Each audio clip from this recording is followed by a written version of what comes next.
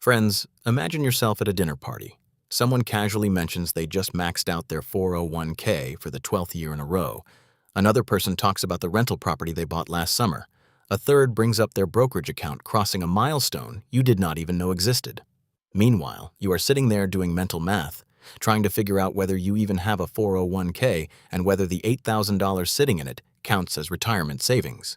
You smile politely, you nod along. You say something vague like that is great while reaching for your wine glass.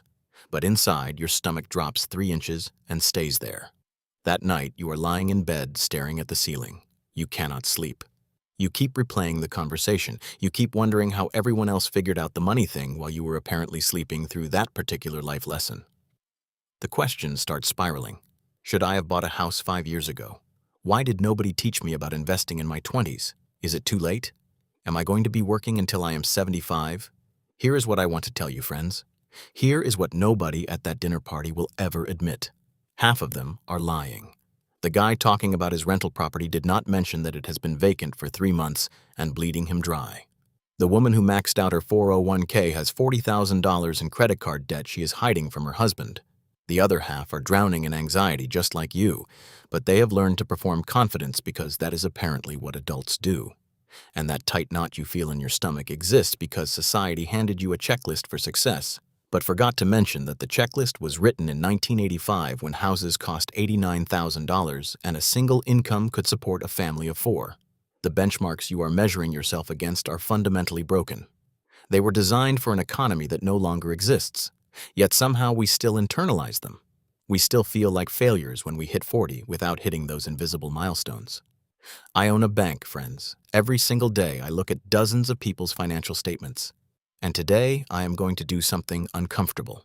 I am going to show you the actual financial benchmarks for age 40 based on current data. Some of these numbers might make you feel better. Others might genuinely alarm you. But more importantly, I am going to give you the exact roadmap for catching up even if you are starting from zero. And here is the part that might surprise you. The people who start late often end up in better positions than the people who started early and coasted. There is a mathematical reason for this, and I will explain it around the halfway point of this video. It has to do with something called contribution intensity. And once you understand it, you will realize that your 40s might actually be the most powerful wealth-building decade of your entire life. Let us start with the uncomfortable truth that financial advisors love to throw around. By age 40, conventional wisdom says you should have 3 times your annual salary saved for retirement. Earning $80,000 a year means you should have $240,000 tucked away in retirement accounts. Sounds reasonable when you say it fast. The reality is brutally different. According to the Federal Reserve's most recent survey of consumer finances, the median retirement savings for Americans aged 35 to 44 is approximately $45,000. Let me repeat that because it matters, friends. The median, meaning half of all Americans in this age group, have less than $45,000 saved for retirement. That is nowhere close to 3 times their salary. That is barely 3 months of salary for most people. So if you are sitting there with $30,000 or $60,000 or even $100,000 saved, you are actually doing better than most of your peers. The benchmarks that make you feel like a failure were created by financial institutions that profit from your anxiety. They want you to feel behind so you will buy their products, hire their advisors, and pay their fees. However, this does not mean you should settle for average, friends. Being average in America means retiring with barely enough to survive. It means working until 67 and then hoping Social Security does not collapse before you die. The goal is not to beat your neighbors. The goal is to build genuine financial security. Those are 2 very different objectives. Let us break down what the realistic age 40 benchmarks actually look like in 2025 adjusted for the economic reality most of us live in. The first benchmark involves retirement savings. A more achievable yet still meaningful target is 1.5 to 2 times your annual salary by 40. Earning $70,000 means you should aim for $105,000 to $140,000 in retirement accounts. This puts you on track to retire with dignity, assuming you continue contributing throughout your 40s and 50s when your earning power typically peaks. Here is why this number matters more than you might think. At age 40, with $120,000 invested, even if you never contributed another penny, that money would grow to approximately $780,000 by age 65 at an 8% average return. You would not be wealthy, but you would have something. Add continued contributions throughout your 40s and 50s, and you are looking at a genuinely comfortable retirement. The second benchmark concerns emergency savings. You should have 3 to 6 months of essential expenses sitting in a high-yield savings account. Essential expenses means rent or mortgage, utilities, food, insurance, and transportation. For most households, this works out to somewhere between $12,000 and $25,000 in liquid savings that you can access within 24 hours. There is a critical distinction that trips people up, friends. Your emergency fund is not your vacation fund. It is not your new car fund. It is not money you dip into when you want something but do not want to put it on a credit card. It is money that exists solely to prevent financial catastrophe when life throws a wrench into your plans. Job loss, medical emergency, major home repair. That is what this money is for. The third benchmark relates to debt. By 40, you should have eliminated all high-interest consumer debt. Credit cards charging 20% interest should be paid off entirely. Student loans should be either eliminated or on a clear payoff trajectory. Personal loans and financing plans should be gone. Your only remaining debt should be your mortgage and potentially a reasonable car payment, ideally at an interest rate below 6%. I want to be direct about something here, friends. If you are 40 and still carrying credit card balances month to month, this is a 5-alarm fire that needs addressing before anything else. Credit card interest compounds against you with the same mathematical force that investment returns compound for you. Every month you carry a balance. You are swimming against a current that is specifically designed to keep you in place. The fourth benchmark addresses income. Your salary at 40 should represent a significant jump from where you started. Data from the Bureau of Labor Statistics suggests that peak earning years typically fall between 45 and 54. By 40, you should be earning at least 30% more than you were earning at 30 in real inflation-adjusted dollars. If you are not, something has gone wrong with your career trajectory that needs addressing. While this is not about ambition or climbing corporate ladders for the sake of status, it is about mathematics, friends. Your ability to build wealth is fundamentally constrained by your income. Someone earning $50,000 who saves 20% of their income is saving $10,000 per year. Someone earning $100,000 who saves the same percentage is saving $20,000. Over a 25-year period, that difference compounds into hundreds of thousands of dollars. Now let us talk about what happens when you look at these benchmarks and realize you are behind on several of them. Maybe you are behind on all of them. The instinct is to panic. The instinct is to feel like you have wasted the last decade and there is no way to recover. You might even feel a strange urge to just give up, to accept that retirement will be a struggle and there is nothing to be done about it. This is where that mathematical truth I mentioned earlier becomes crucial, friends. Catching up in your 40s is actually easier than building from scratch in your 20s. There are several interconnected reasons for this. First, your earning power is higher. The average 40-year-old earns significantly more than the average 25-year-old. This means you have more raw material to work with when building wealth. A 25-year-old might only be able to invest $300 per month. A 40-year-old with an established career might be able to invest $1,500 or $2,000. That difference in contribution intensity matters enormously. Second, your expenses often stabilize or even decrease. Your student loans might be paid off. Your career wardrobe is established. You are past the phase of furnishing apartments from scratch every time you move. You have made most of the major purchases that young adults make. If you allow it, the treadmill of acquisition slows down. Third, you are finally old enough to actually understand money, friends. Most people in their 20s invest without really comprehending what they are doing. They pick random funds because the names sound good. They panic. During market drops and sell at the worst possible time. They cash out their 401k when changing jobs because they want the money now. By 40, you have seen enough economic cycles to develop the emotional resilience that successful long-term investing requires. You have watched the market crash and recover. You understand viscerally that volatility is the price of admission for long-term returns. Let me introduce you to someone I will call Marcus, friends. His story illustrates exactly how the catch-up game works when you play it correctly. Marcus hit 40 with $22,000 in retirement savings, a car payment, and about $8,000 in credit card debt. He was earning $85,000 but felt like he was barely keeping his head above water. Every month seemed to end with roughly the same amount in his checking account, regardless of whether he tried to save or not. By every traditional measure, Marcus was failing. He had spent his 30s in a fog of lifestyle inflation. Every raise got absorbed by a slightly nicer apartment, slightly better restaurants, slightly more expensive hobbies. He was not being irresponsible in any obvious way. He just was not being intentional. Money came in, money went out, and a decade passed. Over the following 7 years, Marcus executed a catch-up strategy that completely transformed his financial picture. He did not win the lottery. He did not receive an inheritance. He did not start a wildly successful side business. He simply followed a systematic approach that prioritized the highest impact actions first. Here is what Marcus did, and here is what you can replicate regardless of where you are starting from.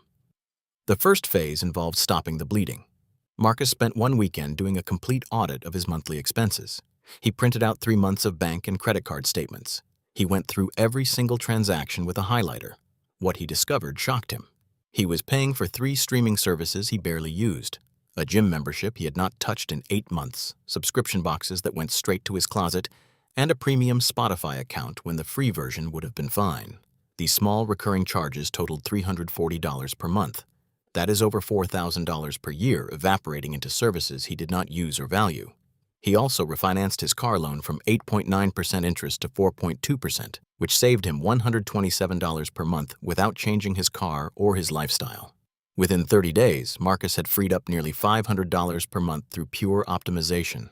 No sacrifice required, no lifestyle change, just eliminating waste. He had not even noticed. The second phase focused on debt elimination. Marcus threw every extra dollar at his credit card balance. He did not invest during this phase. He did not save beyond a minimal emergency fund of $2,000. He attacked the debt with single-minded intensity because credit card interest is a guaranteed negative 20% return on your money. No investment can reliably compete with that guaranteed loss. He used a strategy called the debt avalanche, targeting the highest interest rate first rather than the smallest balance. Mathematically, this saves the most money. Some people prefer the psychological wins of paying off small balances first, and that is fine too, friends. What matters is picking a strategy and executing it relentlessly. 8 months later, the credit card debt was gone. Marcus now had that original $500 plus the $350 he had been paying toward credit card minimums. That is, $850 per month freed up for wealth building. The third phase involved building a proper emergency fund. Before investing aggressively, Marcus needed a buffer against life's inevitable surprises.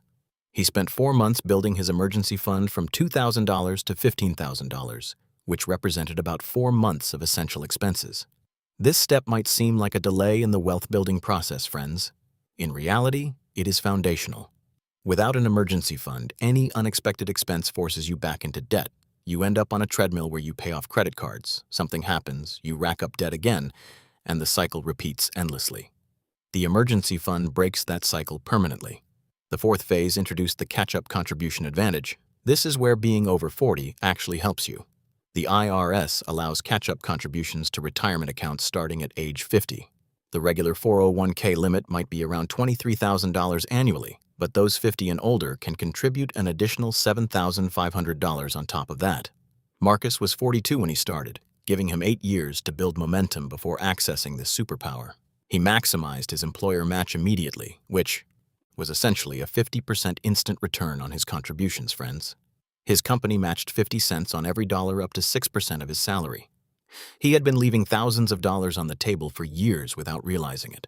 Then he increased his contribution rate by 1% every 6 months. This gradual approach prevented lifestyle shock while steadily accelerating his savings rate. By age 45, he was contributing 18% of his salary to retirement accounts. He barely noticed the difference in his take-home pay because the increases happened slowly enough for his lifestyle to adjust. The fifth phase involved income acceleration. Marcus realized that saving his way to wealth was going to be slow. The real leverage he needed was on the income side. He spent evenings and weekends developing a specialized certification in his industry. It cost him about $3,000 and 6 months of studying. Within 2 years, he had positioned himself for a promotion that increased his salary by $22,000 annually. Here is the key insight that most people miss, friends. Marcus did not spend that raise. He maintained his existing lifestyle and invested the entire difference.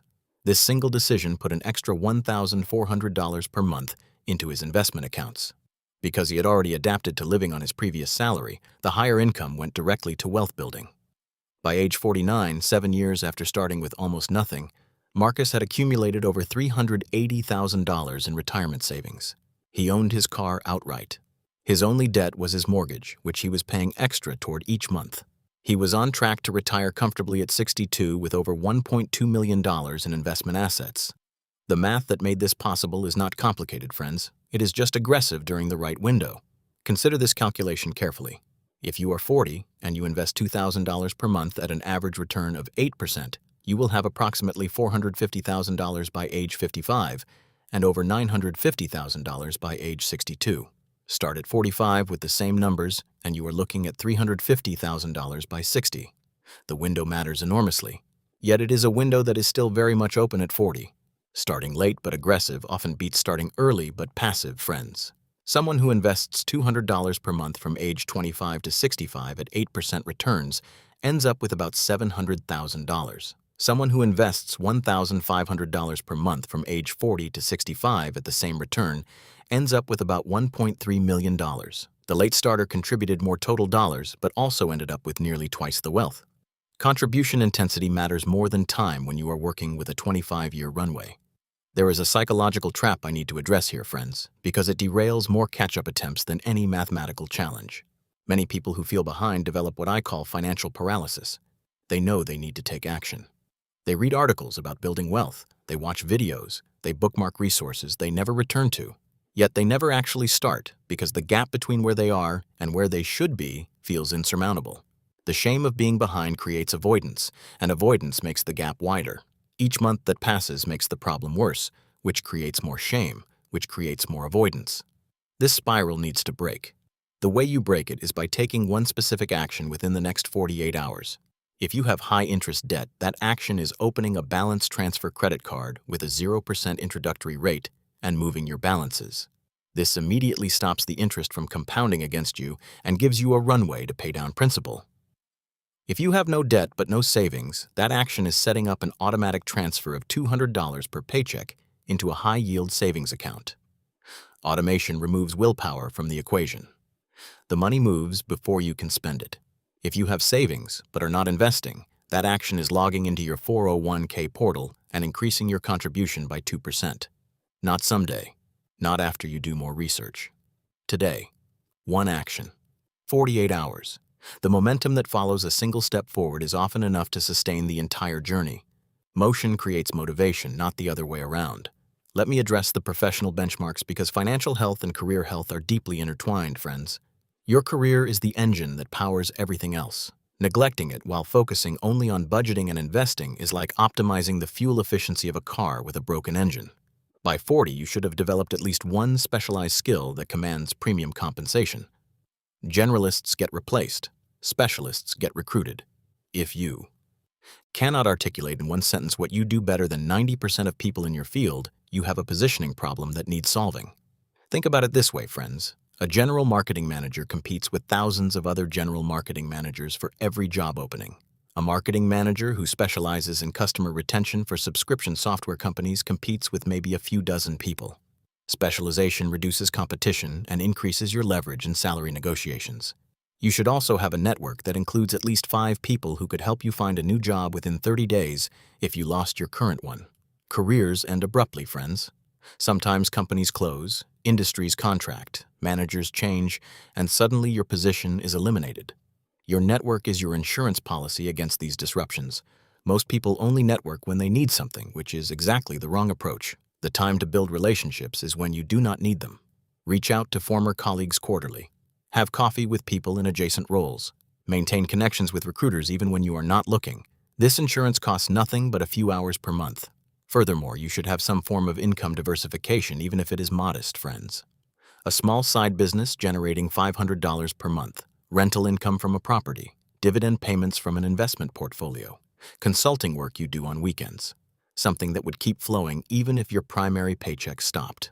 Income diversification is not about getting rich through side hustles. It is about reducing the catastrophic risk of job loss. If you lose your job and have 0 other income sources, you are in crisis mode immediately.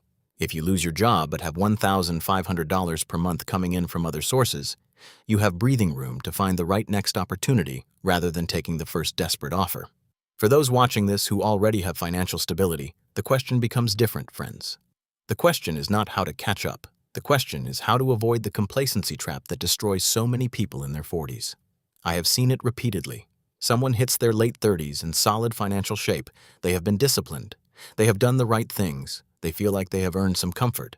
Then lifestyle creep sets in. The house gets upgraded. The cars get nicer. The vacations get longer and more expensive. The kids go to private school, the restaurant budget triples. By 50, they have somehow managed to spend their way back to financial stress despite earning more than ever before. Their income doubled over the decade, but so did their expenses. They are right back on the treadmill, just running faster. The antidote to this trap is regularly recalculating your retirement number, friends. Every time your lifestyle expands, your required nest egg grows accordingly. That bigger house does not just cost more to buy, it costs more to heat, maintain, insure, furnish, and landscape. It raises the floor on what you need to retire comfortably. That floor might have risen faster than your savings rate, which means you have actually moved backward while feeling like you have moved forward. Remember that dinner party from the beginning, friends? Let me tell you what was actually happening at that table. The guy who maxed out his 401k, say for 12 years, has about $350,000 saved. That is great. But he also has $600,000 left on his mortgage, a home equity line he tapped for renovations, and 2 kids heading to college in the next 5 years. He is not wealthy. He is leveraged.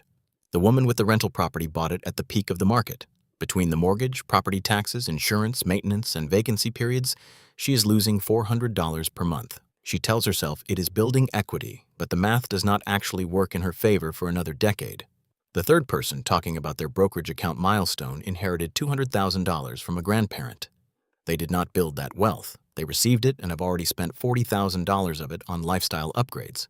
Meanwhile, you are sitting there feeling like a failure because you are comparing your behind the scenes to their highlight reel. This is the danger of dinner party finance, friends. Everyone performs success. Nobody admits struggle. The comparison leaves you feeling worse about a situation that might actually be more solvable than theirs. So here is where we land, friends. The benchmarks themselves matter less than the trajectory you are on.